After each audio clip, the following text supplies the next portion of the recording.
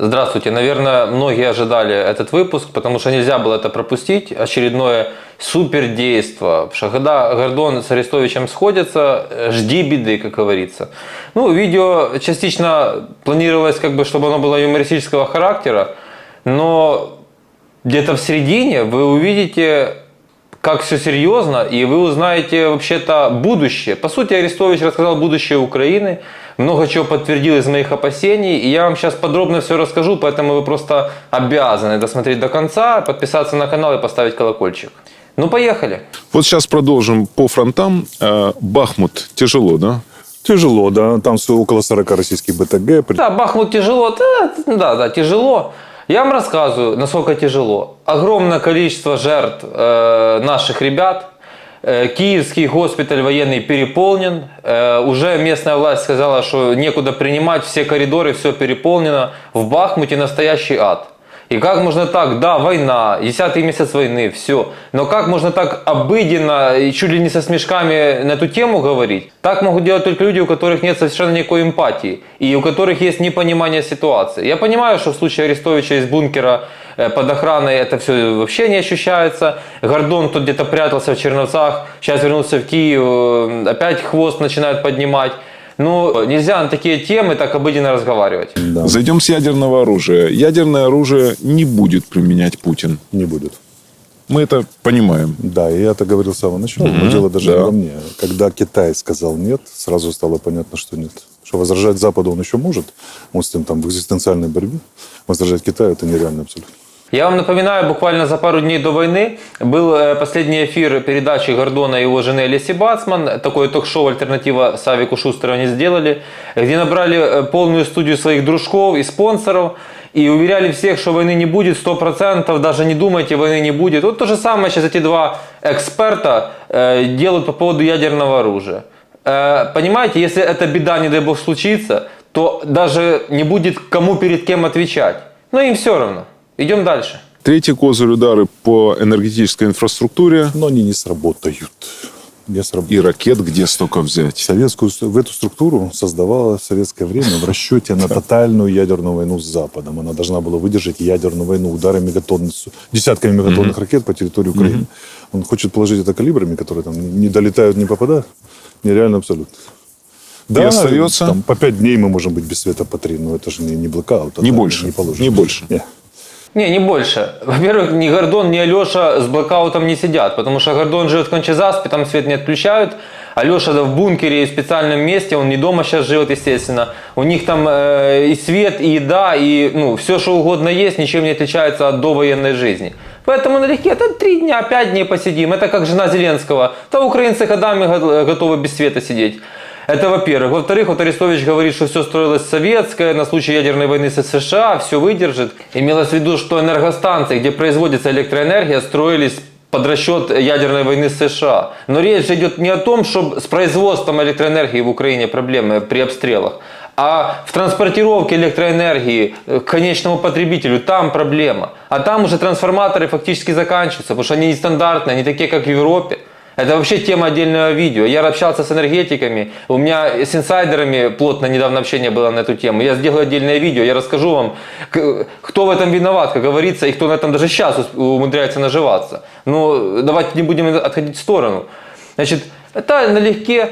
Мне пришлось немножко перекроить это видео, потому что оно задумывалось до последнего обстрела в Киеве. И опять Киев без воды сидит и без электроэнергии. И что, куда эти прогнозы? Но это у вас нет воды и электроэнергии, у моих родственников в Киеве этого нету. У Арестовича все есть. И у Гордона все есть. Поэтому опять же хихи-ха-ха.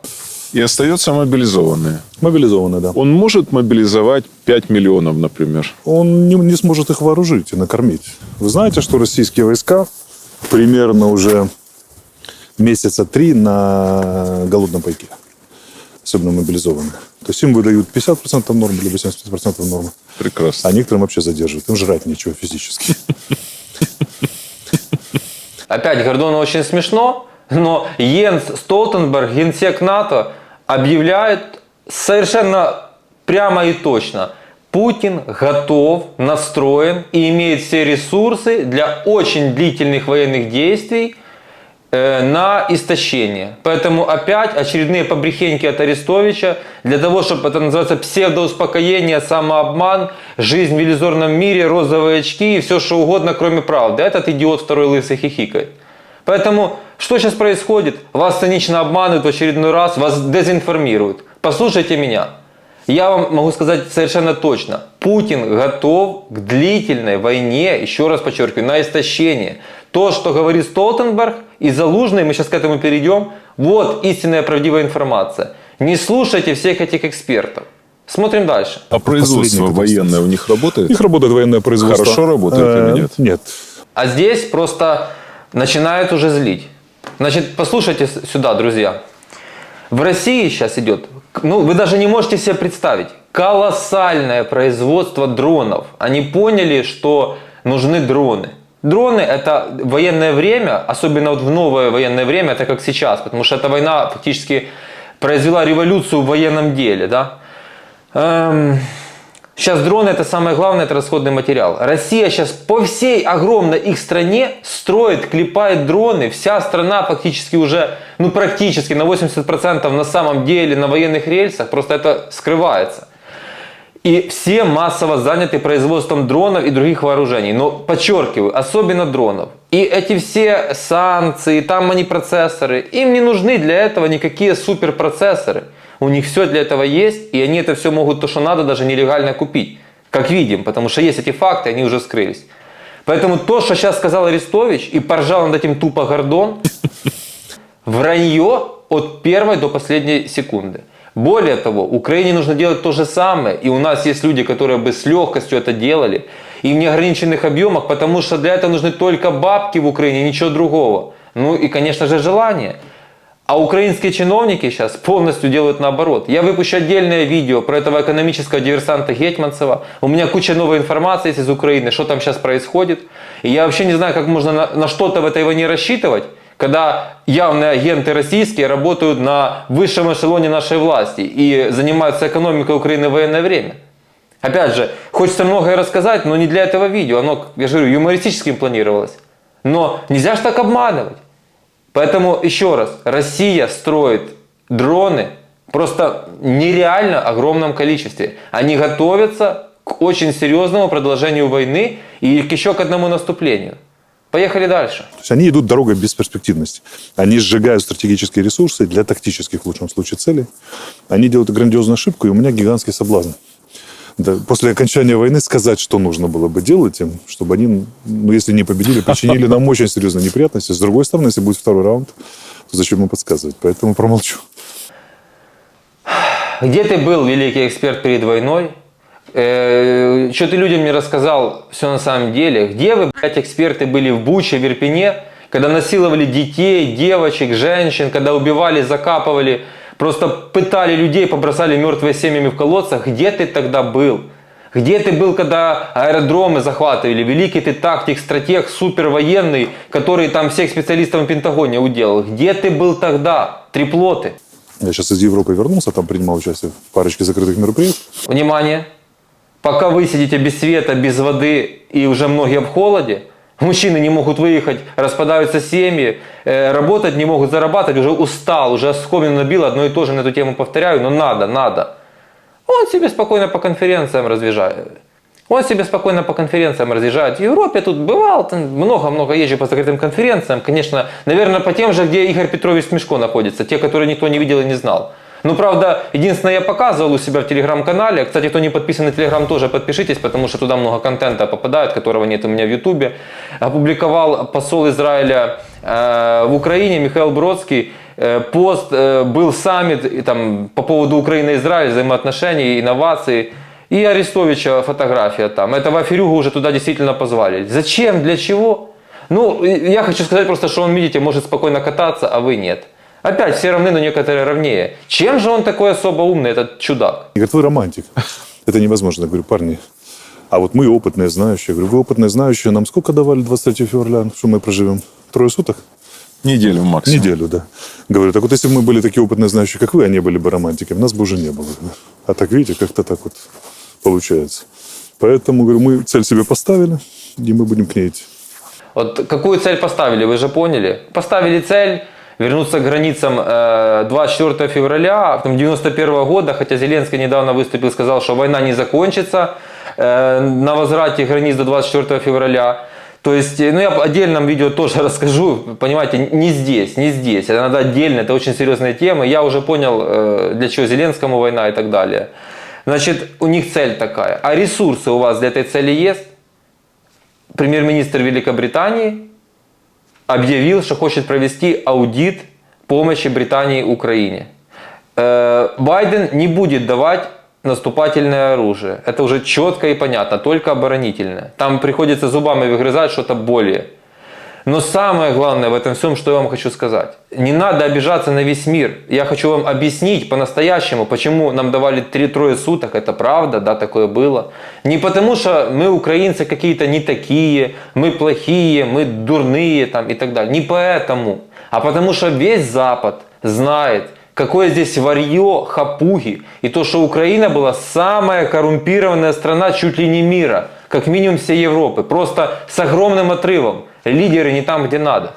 Исключительно по этой причине нам не верили.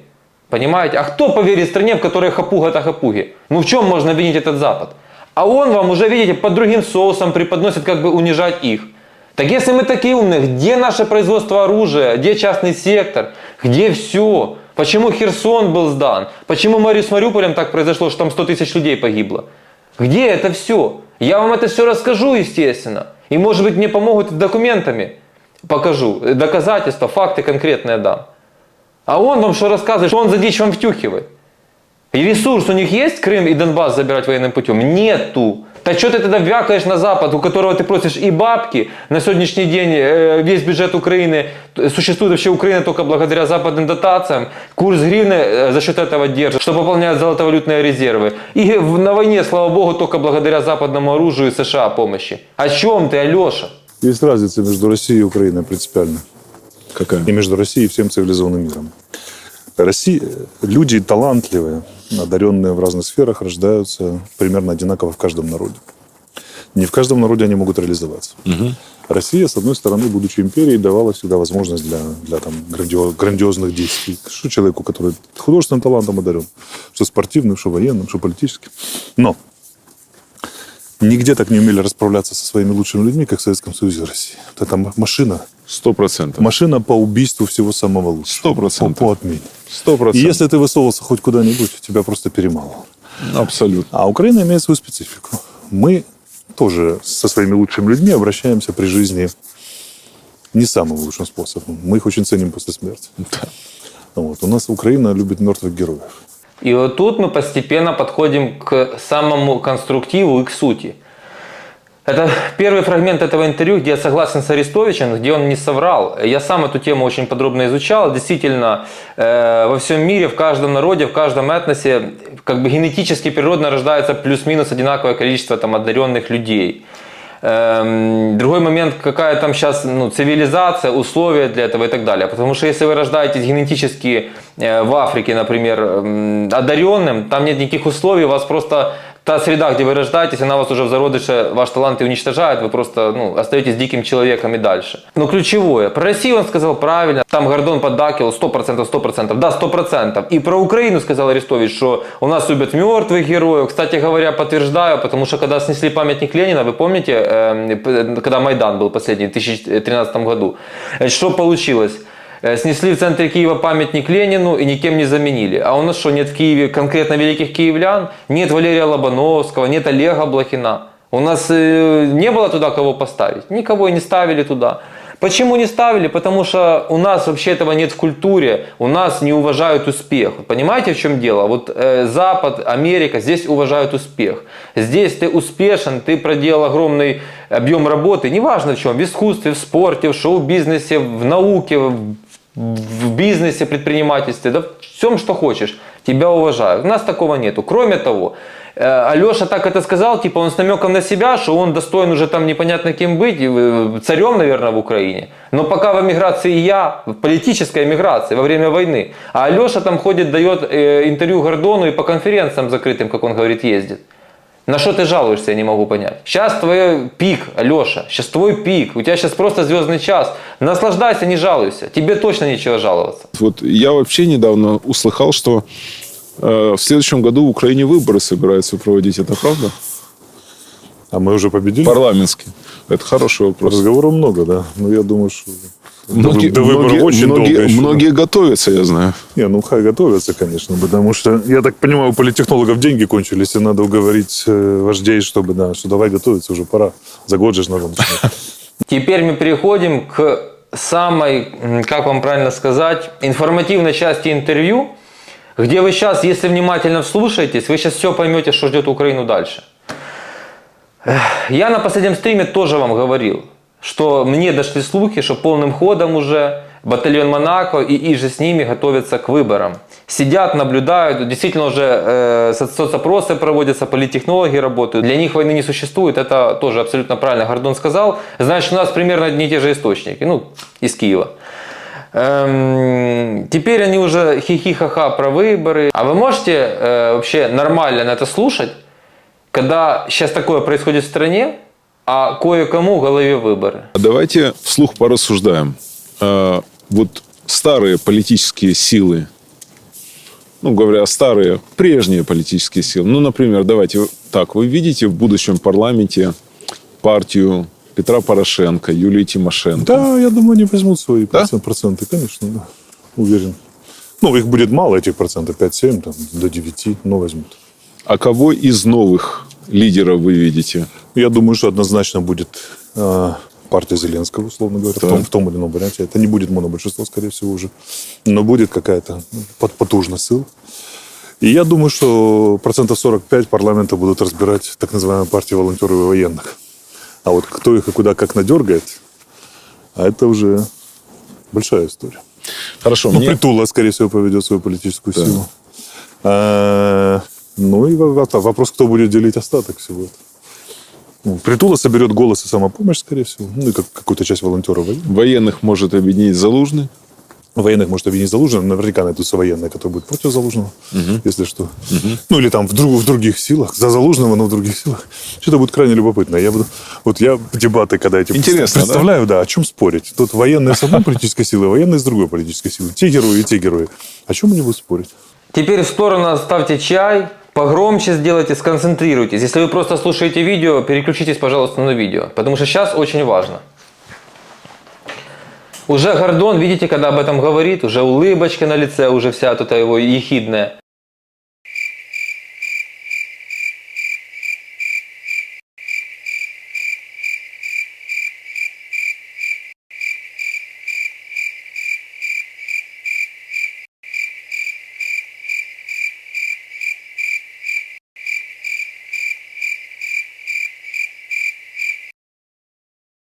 Уже в лице поменялся, уже Арестович такой тоже в теме. Еще раз, я на последнем стриме, кто не верит, рукописи не горят, заходите, смотрите. Опять же, те же источники, мне то же самое сказали про военных.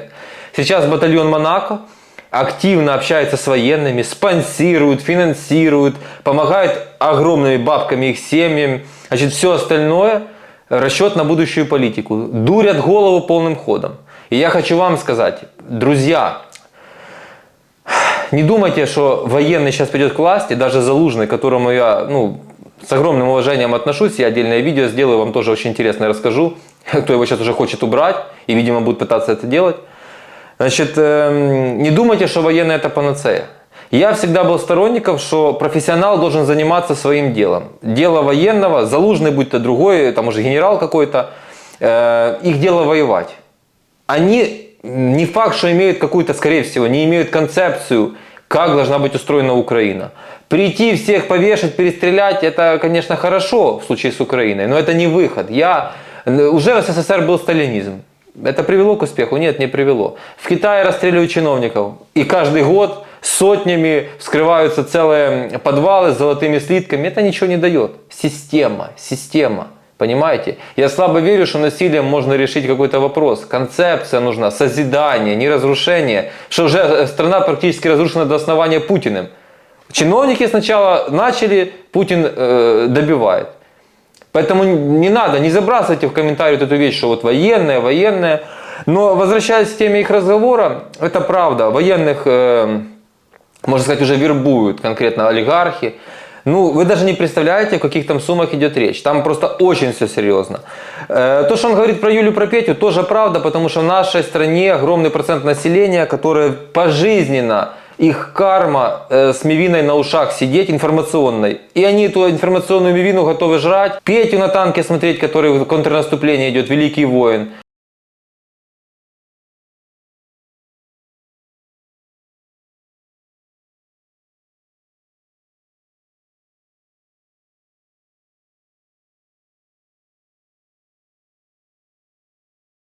Только заметьте, как он смотрит на камеру. У него есть такая фишка, он когда перформанс какой-то делает, он должен обязательно, чтобы все его сняли. Если кто-то снимает не так, как ему нравится, он потом конкретный кипиш устраивает. Это точно я вам говорю.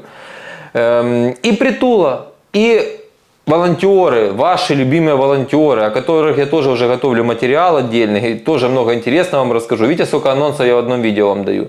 Потому что одно цепляет и сразу ведет за собой другое, а люди эту информационную мивину просто обожают наших, к большому сожалению. Конечно, волонтерство Притула это ничего кроме политики. У него серьезные спонсоры и не один, и у многих на него серьезные планы. И Притула готовится 20% взять в Верховной Раде, и у Притулы в голове и кресло главы Верховной Рады, и премьера, и президента потом. Парень очень многого хочет, но одна проблема. У них ни у кого нет концепции. Это все дурь, пустые разговоры. И вы сейчас его приводите в парламент уже до выборов вот этим пиаром, донатами и всем остальным. Ну ладно, давайте об этом в специальном видео и поехали дальше. О возможных президентских выборах после победы. Скажите Сначала честно. будут парламентские, конечно, они во многом конечно, определяют президентские. конечно. Да. Скажите честно, после того, как в нашем предыдущем интервью вы сказали, что пойдете в президенты, вам от офиса вылетело? Не, вообще. Я вообще не влетела. Арестович будет президентом? Арестович будет президентом? Ну, на данный момент положительного в эту сторону я не вижу.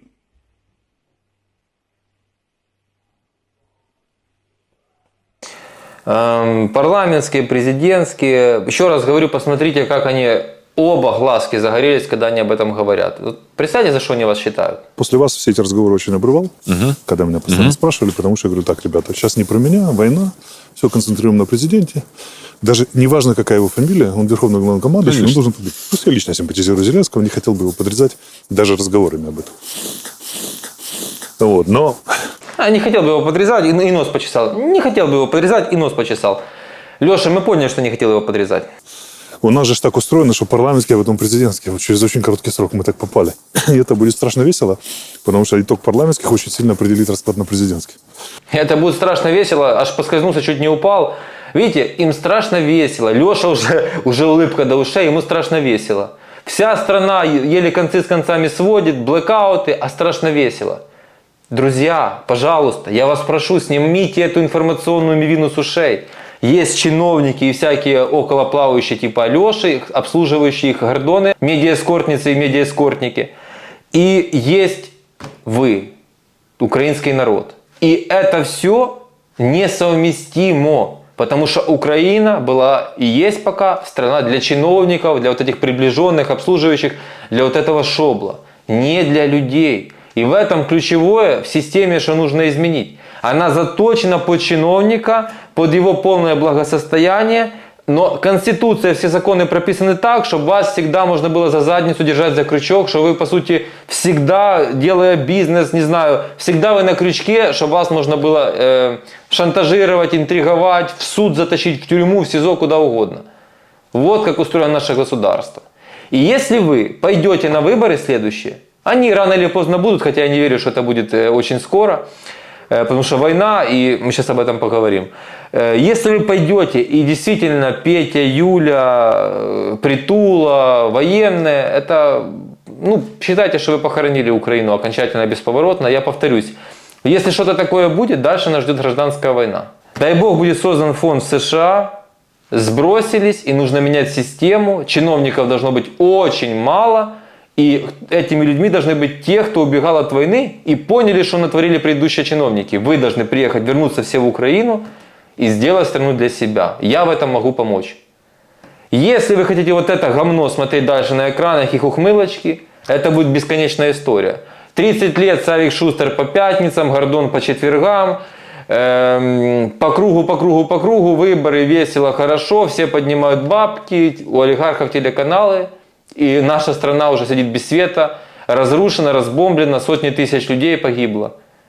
Это не шутки, вдумайтесь, подумайте, пожалуйста. Президент что вам сказал, когда первый раз вас увидел после нашего интервью, где вы сказали, что идете в Я президент? скажу, у нас было через несколько дней было вручение национальной памяти. Не национальной памяти, гордость краины. И я вышел на трибуну и, кстати, сказал слова, что как я медикам обращался, значит, и говорил, что с вами, а не со мной, должен брать интервью Дмитрий Гордон. Вы заслужены. Вот. Я на президента посмотрел в этот момент. Он очень приветливо, кстати, относится, очень спокойно.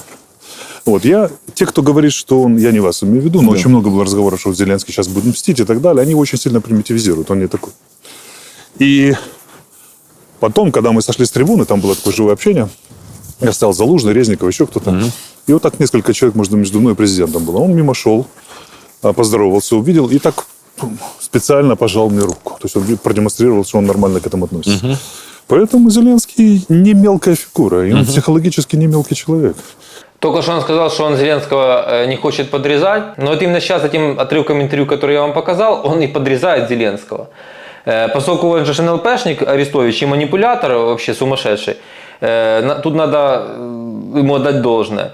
Он вот этим всем и подрезает Зеленского, ставя его в какое положение. Что если сейчас Зеленский открыто будет там давить Арестовича, то Арестович говорит, видите, как я о нем хорошо отзывался, а он оказался каким негодяем. Вот что происходит. А теперь внимание, если вы несовершеннолетний, выключайте.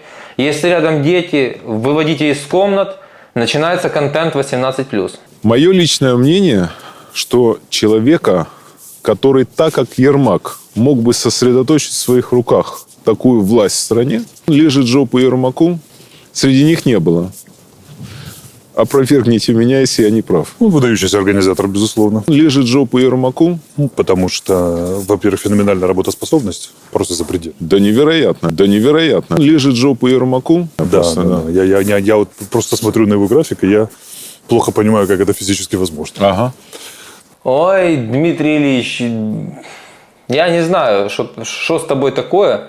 Ну, вернее, знаю, конечно. Ну, у того понятно, Ермак шеф, что он может другое петь. Но ты уже просто не знаешь, что тебе делать. Когда я это сказал, значит, На вас посыпалось? разделились на 3 лагеря. Купили вас? Первые сказали, значит, он лежит жопу Ермаку, потому что Ермак ему бабки дает, видно, Ну, конечно, и купил конечно. его. Вторые сказали, да не, это он пытается так достучаться до офиса, чтобы получить какую-то должность. Конечно. А третьи сказали, да не, это он троллит так Ермака и хочет поссорить его с Зеленским, стравить их. Чтобы что? Я всегда спрашиваю. Не какие знаю, системы? это Что надо дальше? к ним обратиться. Поссорились, что дальше? И никто не понимает, что я привык называть вещи своими именами. У меня к Ермаку, говорю я, очень много вопросов. Очень много. Очень-очень много. Если когда-нибудь дойдет до критики, спустя много лет, мне тоже будет что сказать по Конечно. поводу офиса, по Конечно, поводу конечно. подготовки к войне и так далее. Но это не во время войны. Не во время войны. Но я говорю, у меня и к себе вопросов много. Я всегда с себя привык начинать. Я вам сейчас расскажу, как все на самом деле обстоит. Значит, Гордон начал обсирать Зеленского перед войной по заказу Рената Леонидовича. Случилась война, в страшную ситуацию попал Гордон, нужно срочно перекрашиваться, приспосабливаться, он в этом мастер, настоящий человек-хамелеон, это у него отлично получается.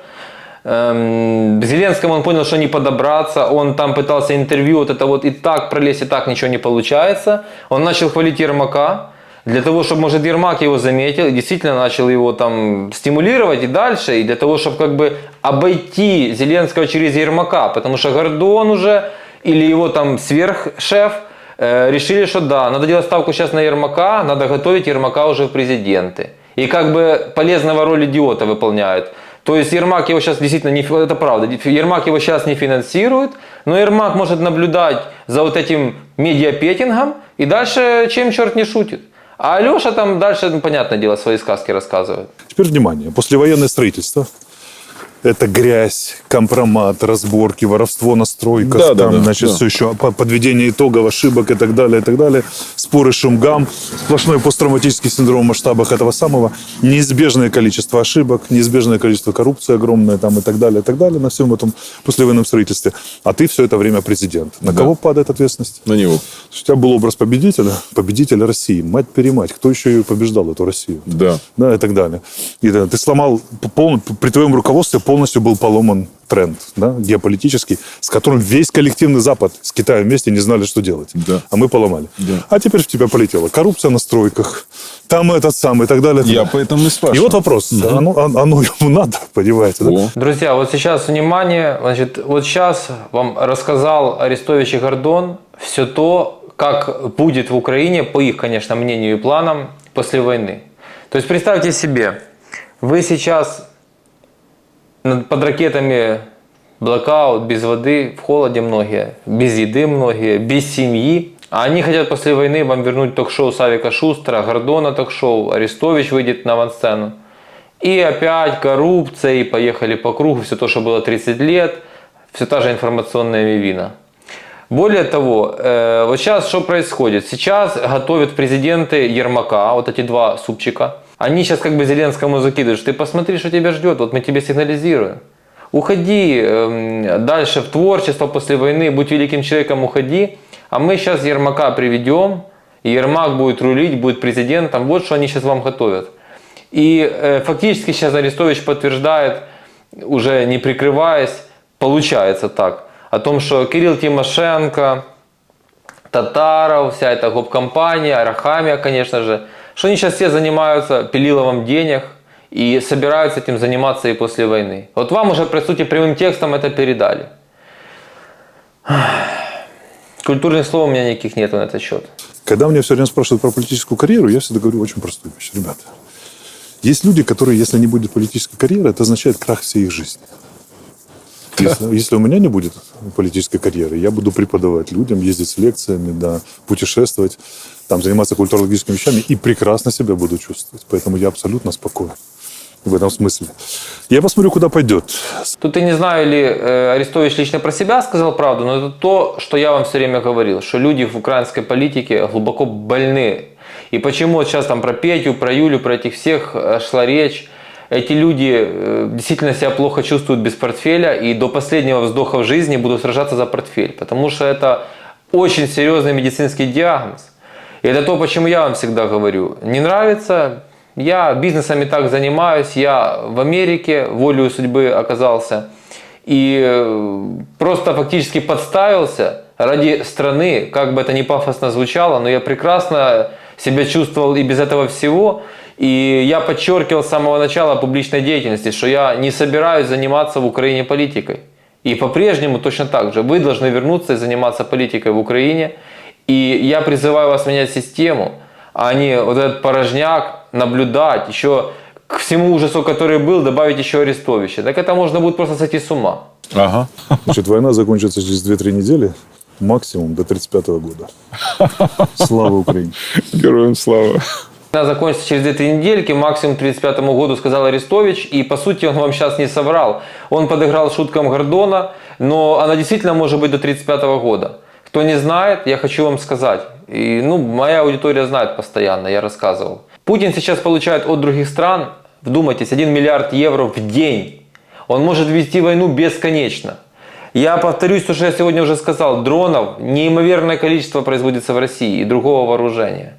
Поэтому все очень серьезно. И вот сейчас то, что сказал Залужный, это чистая правда. И сейчас всех этих псевдоэкспертов, таких как Арестович и все остальные, там Ждановы, вот это все, что вам показывают, сейчас их всех перевернет, и они будут рассказывать то, что сказал Залужный, Резников и Столтенберг. Четко выступили и сказали: ребята, война будет длинная, будет еще одно наступление на город Киев весной, готовьтесь. И все очень серьезно. Поэтому вы всегда слушайте тех, кто занят делом. Вот Залужный отвечает за конкретный участок. Он должен и за слова свои отвечать. А вот эти все псевдоэксперты могут мелить языком 24/7, раскручивать на этом свои YouTube-каналы до сумасшествия. Понимаете? Зарабатывать деньги во время войны на этом всем контенте, так сказать. а люди будут, украинцы будут потерпать. Поэтому Столтенберг, генсек НАТО, вам вышел и сказал, подумайте, подумайте, это правда. Залужный вышел и сказал, подумайте. Резников почему-то в унисон с этим сказал, потому что все очень и очень серьезно. И перестаньте искать себе успокоительное, перестаньте жить в розовых очках. Знайте правду, какой бы она тяжелой ни была, и в соответствии с этим планируйте свою жизнь. Вот и все, что я вам хочу сказать. Вообще ситуация печальна. Я как бы пытался все это протроллить, но на самом деле все очень печально звучит, понимаете? И очень сильно усугубляют ситуацию брехуны. Вот такие брехуны и аферюги, которых, к сожалению, большинство привыкло слышать и кайфовать от этого. И, пожалуйста, обратите внимание на то, что на канале Гордона начали транслировать эфиры. Он договорился с Фейгиным и с Арестовичем ретранслировать их записи. Понимаете, идет новая медиасетка, в роль вступает новая медиасетка с колоссальной аудиторией. И мы с вами должны этому противостоять, потому что за ними стоят будущие выгодополучатели, опять же, подчеркиваю, как они видят Украину. А мы должны создать силу, которая им может противодействовать. И это только фонд, очевидно, сможет сделать. Все должны скинуться по 1 копейке, по $1, для того, чтобы всю эту мразь снести и поменять систему. Не фамилии, подчеркиваю, пожалуйста, пожалуйста, не фамилии местами Петрова-Сидорова, а нужно систему поменять. Вы должны вернуться в свою родную страну, уже пережив весь тот ужас, который произошел. Мы чиновников должны сократить к минимуму, а те, которые будут ими, и новая полиция, и так далее, должны быть вы, кто вернетесь. То есть страна должна полностью перезагрузиться и начать жить, как нормально все страны живут. Украина должна быть страной для украинцев, но не в националистическом смысле этого слова, а в практическом. Для граждан Украины, для всех, кто родился в Украине, вне зависимости от этнического происхождения. Но не для чиновников, как они хотят. Вот эти все разговоры, уже кровь из ушей идет от этих разговоров о коррупции, об этом всем. Там одни хапуги и варьё.